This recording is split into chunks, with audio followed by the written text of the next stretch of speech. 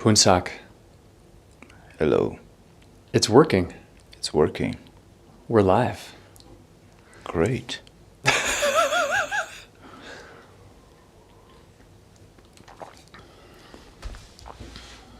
Are we ready to go to Tibet, USA? Yes.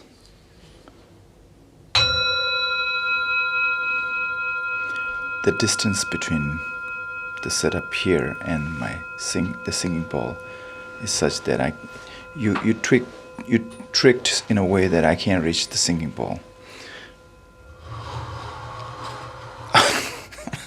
You're pushing it closer to me. It's my responsibility to hit the singing bowl.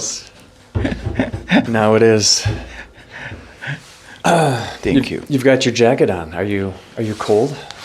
It was kind of in the morning. It was kind of I don't know. It was not cold. I think it's 30s today. This morning. Yeah, something like that. Yeah. The weather's getting warmer, but I don't know. Let's not let the guards down. Let's not. Yeah. Yeah. Minnesota. The sun was nice yesterday. Yeah. It was warm. And I think the wind was really high. The elderly residents where I work, talked a lot about how it was windy. Wow. Because I think the wind can blow them over sometimes. You get to work with the elderly? I do get to work with the elderly. Yeah. Such a privilege, such an honor, such a it is blessings, because I want to work with elderly too. Well, you wait about 20 years and I'll be elderly, and if we're still doing this, then you can work with the elderly. There's a story that I heard about nature where they studied packs or herds of elephants in Africa. And there's also elephants in India. There's kind of two kinds of elephants, I guess. But something that's similar between the elephant culture is younger elephants seem to mentor themselves to the elephant leaders in the pack. And they think that it's because these experienced older elephants are teaching the younger elephants things that they need to know. And I guess I think that's kind of like my work at with seniors is I sort of see myself as a student of theirs, even though I'm there to serve them in a professional capacity. At the same time, you're a mentee. I am. And their mentor, and you get to learn some wise, what do you call wisdoms? Bingo. So Bingo. such a privilege, such an honor, such a good karma, I should say, that you have the opportunity to work. Yeah. Is that always the case, or let me flip this now? Are they grumpy or just like Sure. like that? Or Just like people. just like people, huh? Yeah. Some good days, bad days. But if you fine-tune them, connect with them, able to really relate with them and understand them, they will listen to them, they will give you those elephants, what was it called? The wisdom. Wisdoms, yeah. Yeah, it's like anything. If you put yourself into a situation or a relationship and you persevere and you put your roots down, you are bound to have rewarding and challenging experiences. It's both, right? Cool. Like it's a job that I have to go to, but a lot of the time it feels like I'm there to learn, and of course to do my job, which is to support them in the programming that we do. But there's good days and bad days. There's wise elders and there's foolish elders. Just like I can be both too, So. But Empathy, a lot of compassion, a lot of patience needed to work with any workplace, but especially with the elderly. Yeah. Right? Yeah. I can relate to. I have served my parents, my uncles, and all. Anyway, so coming back to the we started from the elephants, and we started from the where did we start from? I think we started in spring. No, I mean, we went off the tangent, I think. Yeah. Oh, my goodness. That is the sign of aging, okay? So Yeah. I'm getting Yes. old, and I often remind myself that I'm not going to be living, we're not living on this planet, or on this earth forever. And this little short moment that we have, Yeah. we really have to value and, appreciate and be grateful and thankful, get the perspective of, hey, don't get stuck here, I was in, all right, go ahead. Go ahead. I have nothing. Nothing? Okay. My brain is an empty slate. I was in Nepal. I went on vacation, remember in the month of December, Yeah. January. And I got flu-like symptoms, and it got really, really bad. And then I was hospitalized.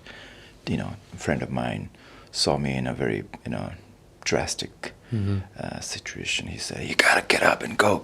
You have to go to the hospital." And then he literally dragged me to the hospital. And then shout out to my buddy Namgyal Sonam. He's in Nepal, Pokhara. A good friend who he is. So he said, "You gotta go to the hospital." So he took me to the hospital. Doctor checked. I just lined up with the routine patients. I mean regular patients. I just lined up there, just like a routine checkup. So he just said, "Who's this guy?" Doctor says, "He hardly breathes. Who's this guy? Take it to the emergency room." So they take me straight to the second floor, and have to have oxygen on, and did all this examination. And then really, synced in that, oh man, I was this close to, these two breaths, like in breath and out breath, because they took a test of how's my lung. It was in pretty bad shape. So I have to go again and again to that hospital. So much, I don't want to go into the details of that, but 15 days or 20 days or so, I just been going every day. And initially, I just felt like, oh man, I came here for vacation. Now here I'm seeing these patients all in very pathetic condition, and wasn't a good scenery or view. Surrounded by sick people, right? And then it got me, and then I just said, oh, I should appreciate life more. I should be grateful for whatever I have. And that's what they say, that one has to visit hospitals, one has to visit cemetery, one has to visit prison cells to understand the freedom you have, to appreciate the life you have, to be Anyway, coming back to So we did take a little break there over Christmas. We took an intentional break just to pause and spend time with our families. You spent time with some family in Nepal. I spent time at home in Fridley with my family. And then the break kept on going as we were playing the cards that life was dealing us at the time. So it's been a couple months. It's great to see you, by the way, sitting across from me like the real G that you are. It's true. It's true. It's great to be here, man. As much as I love to do this, sit with you, I know. Sometimes I feel like I'm doing this podcast for you, Mark. Oh, that's for the audience, for myself. Okay, listener, that is complete hogwash, because here's why. Because Phuntsok Dundup is the one who planted the seed of this podcast into my fertile and fragile mind. So this is your Cadillac. I'm in the passenger seat. I happen to have all the equipment here. I know how to read all the dials and the recording equipment, and I got the road. I don't have the roadmap. We share the roadmap. I think we're actually drawing the roadmap together as we go. That's an analogy. We're both growing. We're learning. Improving. Well, I'm improving. So the necessary break, I personally have to go through certain things that I needed to recoup myself, in mentally, physically. So how are you feeling now? Are you kind of feeling better than you were? Much better. Okay. A couple of doctors that I know of closely, seeing them for the last week or two, or month now, right? If they hear this podcast or listen to it, suggested me not to do this, not to do that, but hey, it's okay. So what do they tell you to do and not to do, or do you not want to go into that detail? Oh, no, something to do with not to expose too much to loud noises because of my ear that's going through. I have this issue with my hearing here on the right ear. I don't want to go too much detail into that, but so okay. You can't go to rock and roll concerts anymore. You're done. With the club scene. I can wear the headsets and I can do the podcasts. I have hearing damage in my left ear, about 20% hearing loss from when I was a little kid and had. What did you say? I can't hear you. And welcome to Tibet, USA, where the jokes never stop. That's what I like about doing this podcast, is to have the opportunity to sit across Mark and have this moment with Mark's genius comedian. Energy. Yeah. I'm learning. This was our intro. Welcome to Tibet, USA. Oh, those conversations we had, it was not part of the podcast. Yeah, we're not even recording right now. Oh, really? No. Oh. I know I don't have the laptop in front of me. I can't see anything. I know. I wish I didn't. Here's the dream, listeners and Phuntsok. Here's the dream, that someday Mark and Phuntsok get to go to a studio somewhere where some very talented person is in control of all the mics and all the software and all the doodads that are needed to record, and we just get to sit down and talk week after week after week after week. For now, we're building this airplane as we're flying it, as they say. We're doing it together. We're troubleshooting. We're running all the machinery. But that's the dream. So now, what keeps that going? What keeps the dream going? Yeah. What keeps us meeting here, sitting across from each other, looking like a couple of idiots? All right. Sorry. My wife told me this morning when I left the house to record. She said, "Okay, so be patient with your podcast, because you guys may not be able to just find the groove again. You may take a while." And in my head, I'm going, did we ever have the groove? And if we did, I don't know how we found it. And so here we are again after a little break, trying to ride that horse. Thank you, Freya. I appreciate your input. She has support for us. Absolutely. So we have no topic here, and we just showed up. So Tibet USA is structured that way, where it's based around casual conversations about Dharma, dreams, and donuts, which really encompasses everything there is in life. Dharma is the big stuff, the big picture. Dreams are how we look at ourselves and the world, and the messages we get from beyond and within ourselves. And donuts are just everyday little things that keep us going. This cup of coffee, your tea, a tasty treat we had the other day, maybe a little fun thing that we go do on the weekends when we're not podcasting. Right? It's everything. True. We're not going to script this podcast, people. Yeah. We've tried. And I don't think it's how the magic arrives, because there is magic here, people. If you haven't heard it already, you might hear it. I don't know. That was a pitch. That was a shameless pitch. Nope, that's good. Plug for ourselves. Good. Talking about dreams, and never a day, never a night goes by without analyzing or preparing myself, or investigating, or checking to see what dreams I had last night. Yeah. And I just reflect on the dreams, and I try to get sense of what is the message behind that dream. It never deceived me. This lifetime that I have, this human life that I have, the best tool I have, we have AI and all of that, right? The best tool I have is the dream state.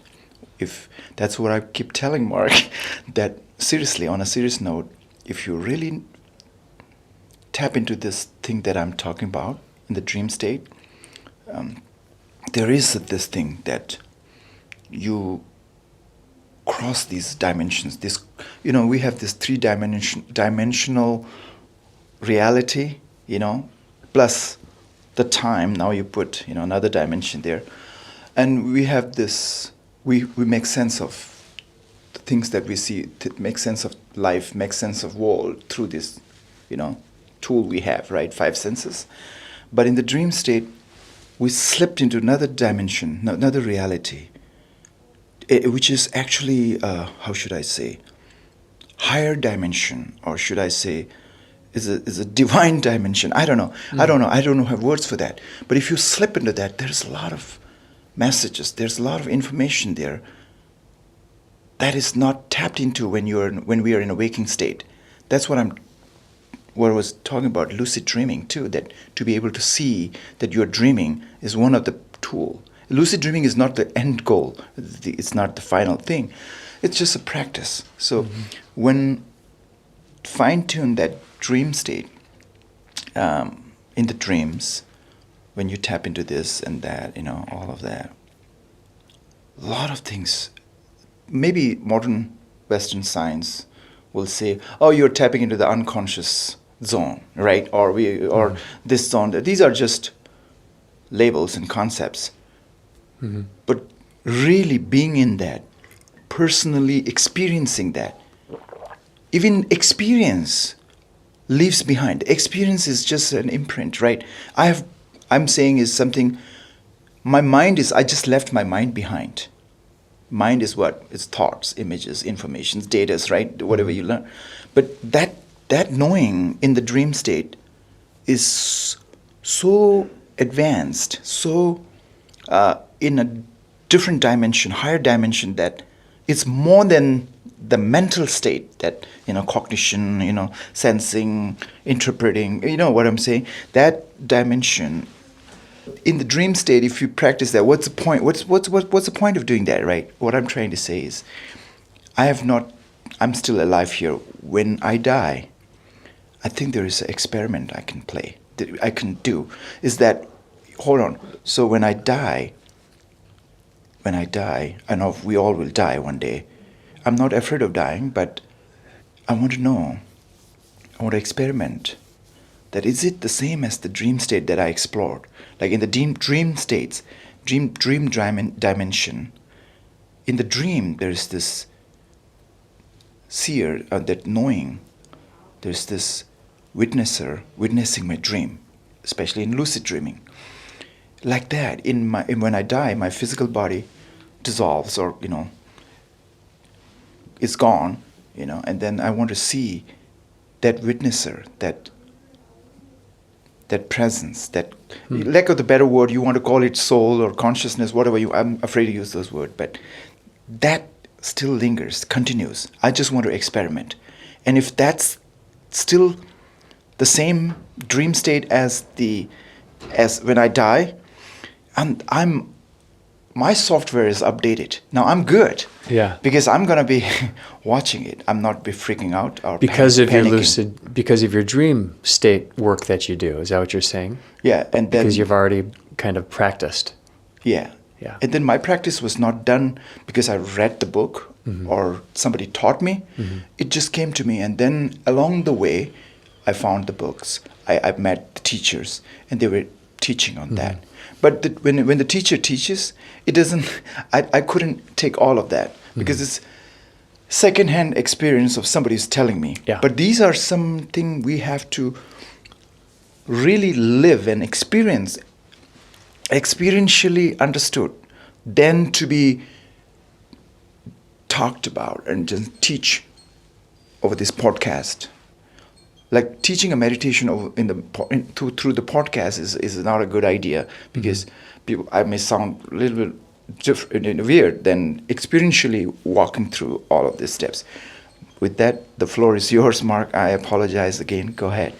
Thank you for your patience putting up with me. You see what I have to put up with. Oh. No, it's wonderful. Actually, your question. Some idea. I wonder to make it like specific for me and for people like me that maybe have this question in their head. You are saying that lucid dreaming is not the goal, it's a tool to help you get to a place where you can understand more what's going on in your life and in the bigger picture of the world and even these other dimensions that you normally can't access by conscious living. And I'm wondering, like, when you came back from Nepal and you had gone through that sickness, is your dream kind of like state, your the content or the experiences that you are observing in your dreams, have they changed? Are they different? That you kind of walked a little bit closer to that line of life and death with your illness? I think we'll call them a near-death experience. That's maybe too dramatic, because you think like a car crash or discovering like rampant cancer in your body or something is a near-death experience. But I think you walked close to the fire of the space between those two breaths, like you said. So what's different for you now? Is there something, has that changed your dream state practice or what has been shown to you in those dream states? Those days when I was in Nepal, and each day, the dreams that I had, I know the day is going to be rough and tough, and it's going to be drastic, and it's going to be like that, because night before I wasn't feeling good, and dream depicts that, right? And then I have number of experiences or dreams that I keep talking to someone who's nearby in Nepal with me at the time, right? I have these all premonitions kind of thing. Is that what you're saying? Mm-hmm. But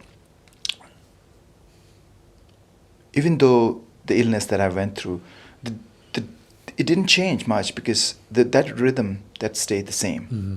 And it's not like now it's diminished or escalated or higher fine-tuned or such, but it's the same. In the waking state, I got a different perspective. Oh yeah, sure, that's that, right? In the dream state is already dream state is already in I tapped into that dimension already. It's in already fine-tuned. Mm-hmm. It doesn't have to go back to the waking state, which is way behind.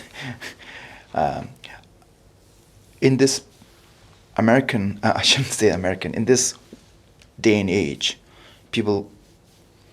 people's attitude or mind, I shouldn't say all of them, but this is my implicit bias. People say, what do we get out of that?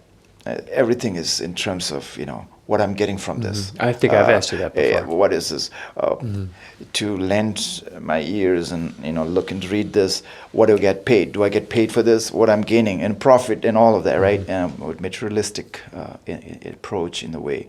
So in my practice, has nothing to do with that. You will not be rich. You're not. I don't know. You be rich. I don't know. Rich in heart, but it's just a practice to experience life, and you may not be the smartest guy or CEO or whatever, but you may not be that, but you will be very authentic. You will be able to touch to that core essence of who you are, I feel, in my experience. And outwardly you look a little weird, crazy, but that's fine. But I just want, I've got this opportunity, this life. I wanted to really tap into that before I leave this. And that's the takeaway from this human birth that I'm gifted to, and that other animals may not have it, or they have their own gifts, but I have this gift to explore, and I'm trying to explore that. And sound like I'm the ambassador of lucid dreaming. I keep talking about dream. Anyway, it fits the podcast. Two dudes talking Dharma, dreams, and donuts. It's different, right? Because you're communicating with parts of yourself. I think you're communicating almost with like parts of your future self, because you're really thinking about this idea of what is death going to be like, and is it going to be like? Are you going to be able to observe it, or is there going to be some observer like there is in your lucid dreaming? And I think commenting, like we could do a whole set of discussions on that. I think that view of death is very interesting, and I'm not put off by the conversation of death. I've been, close-ish to death. I've had cancer, so I've been kind of a miracle, I think, in that sense. A lot of people have, I think you might have been here in Nepal. You were certainly going that way if your buddy hadn't stepped in and said, "Hey, dummy, let's go to the hospital. Come on, what are you doing?" And that's what we need a lot of times, is someone from the outside to kick us, and we need to get out of our heads. But so many thoughts with that. Many thoughts with that. I thought about this dude who, when you were gone, I would still go to the health club and hang out there and take a sauna, especially in the wintertime. It was, December, January.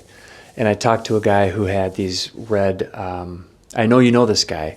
He had the red kind of thread bracelets around his ankle. And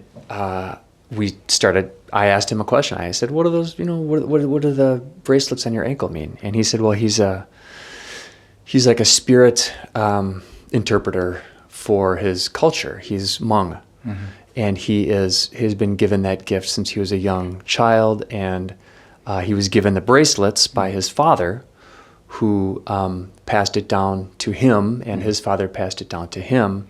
And the bracelets on his ankles, I don't know, they're not called bracelets, but there's some kind of protective strings. Yeah, protective, kind of realm or layer that will keep his body and soul clean for his work in speaking and interpreting the spirit realm, right? Wow. So, in Western culture, we would say that he is a medium, right? Someone who talks to spirits on the other side. Cool.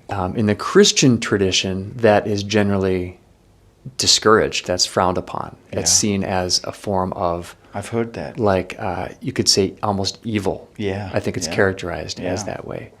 And that plays out in cultural expressions of Western thought, like movies and plays, and even Shakespeare, going back 500 years, was having the witches in the play Macbeth act as mediums and telling these characters in the play what was going to happen to them. And then sure enough, these things really happened, and that was seen as a kind of demonic evil incursion into the real world, right? Yeah. So there's all these layers. I'm kind of, all these things are bouncing around in my head when you're talking about. I'm eager to learn more of that. Yeah, well, I am too. I know like so little. Yeah, Macbeth, I read the book a long time ago. Yeah. Coming back to this thing, in Tibetan Buddhism, I don't know whether I'm quoting correct or not, the conversations I had with these high Buddhist lamas, they said that just meditating and being centered, being in this calm, abiding state, tranquil state, and had this insightful, meditation, you have this going, merely that one is not enough, but you need a guide, like the deity, who is more fine-tuned, who is already, enlightened or already up there, in that realm, that dimension, and they will help you walk through that terrain, which is very rough, which is very like a razor-edge sharp, that you may fall this way or that way. You got to walk on that thing. That you do need that, and that will be quicker, and that will be easier, and less, how should I say, obstacles. So therefore, in this Vajrayana tradition of Buddhism, we have like the Sanskrit tradition, Pali tradition, and this Vajrayana tradition, which is they call themselves or call themselves the highest form of Buddhist practice. They practice a lot of mantras and chantings, and they connect with a lot of all these, deities and all of that, right? So not to be mistaken that with shamanism, but like in Tibetan Buddhism, we have this called Nechung. We call it medium, you said, right? Oracle. And I don't want to use, it's okay. His Holiness the 14th Dalai Lama, the current president, he actually consults this medium, this oracle. And you will see that on YouTube, that the oracle will speak. There is a person who is a medium, and this oracle comes, visits, be in his body. Inhabits him. And then inhabits, okay. And then he will speak, right? He will speak, and Dalai Lama will listen. And he will give information to Dalai Lama. And I've seen on YouTube that Dalai Lama one time said that he is almost always right in predicting certain things. It's not like Dalai Lama is always seeking advice from him. It's that there are certain things like, okay, there's a couple of things to do, options to do. What do you think will be the best one in the future? And that he will give this divination. So you will see that this Nechung, that oracle, wears a mirror-shaped metal in the front. We've talked about him before. We've talked about this on a different podcast. Yeah. Are you serious? And I don't quite remember what the thing was, because my deal is I don't listen to them after we do them. Okay. I just kind of keep going forward. Okay. But it's people can listen. It's fine. You know what I think? When you said I don't listen, it's just like it's garbage. No. We've had that discussion. You said, Mark, why don't you want to analyze and listen to the podcast that we've just done? And to me, I don't like to go backwards, and I also trust myself in the moment of recording. And this goes mostly like with the music I make as well. I don't do a lot of analyzing. I trust my instincts. I trust my interior landscape enough to know that in the moment, there's certain things that are not going to come out of me that would somehow sabotage or tank a moment of creation. And part of that is I maybe call it a filter or something, right?